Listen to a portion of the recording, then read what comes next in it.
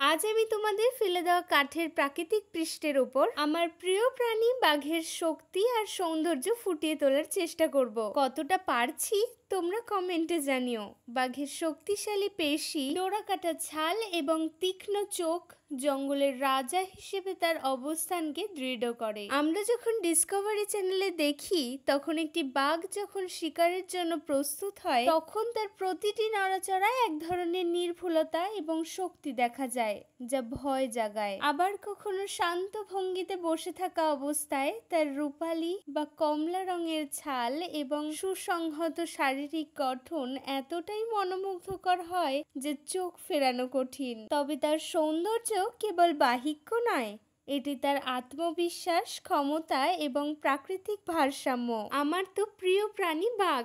তোমাদের কোন প্রাণী সব থেকে বেশি পছন্দ?